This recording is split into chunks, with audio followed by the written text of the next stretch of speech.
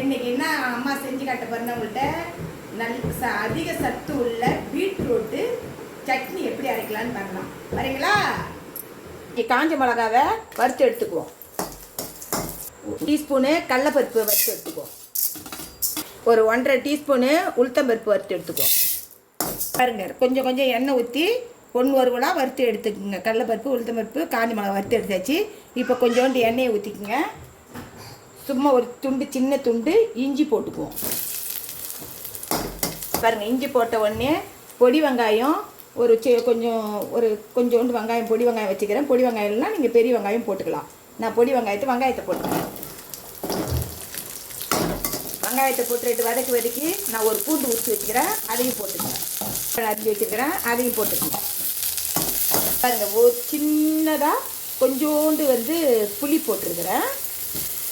2 teaspoon தேங்காய் வச்சுருக்கிறேன். தேவையான அளவுக்கு உப்பு வச்சுருக்கிறேன். இந்த எல்லாத்தையுமே போட்டுக்கிட்டேன். தேங்காயை போட்டு ரொம்பலாம் வதக்கக்கூடாது, சும்மா ஒரு 2 ஸ்வைப் தான். இதை பாருங்கள், இந்த வறுத்து வச்சுருக்க இதில் எல்லாத்தையும் எடுத்து போட்டுக்கங்க. 1.5 டீஸ்பூனு எண்ணெய் ஊற்றிருக்கிறேன். நான் இது ஒரு 2 பீட்ரூட் சீவி வச்சுருக்கிறேன். இதை போட்டு வதக்கிக்குவோம். நீங்கள் போட்டு வதக்குனீங்கன்னா கொஞ்சம் லேட்டாகும். இந்த மாதிரி சீவி வதக்குனீங்கன்னா சீக்கிரமாக வெந்துடும். வதக்கும் போது சீக்கிரமாக வேகணும்னா கொஞ்சோண்டு தீயை கம்மி பண்ணிவிட்டு ஒரு நிமிஷம் இப்படி மூடி வைங்க.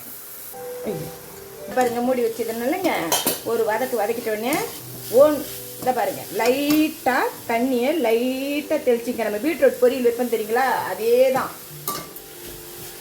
இதை பாருங்கள், நம்ம சீவி பொரியல் பண்ணுவோம் தெரியுமா, பொரியலுக்கு அதே மாதிரியே தான் வச்சேன். ஒரு 10 நிமிஷத்தில் இதை பாருங்கள் வெந்துருச்சு காய்.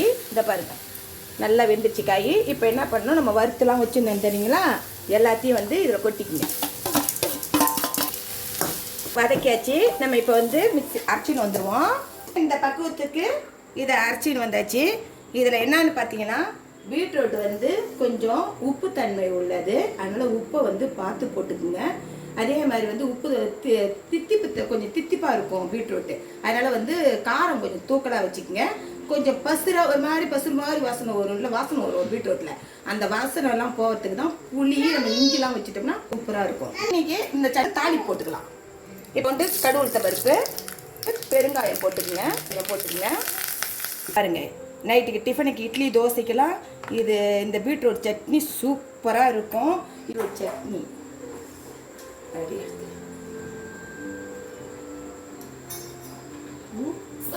சான்ஸே இல்லை, அவ்வளோ அருமையாக இருக்குது. அருமை. பாய்.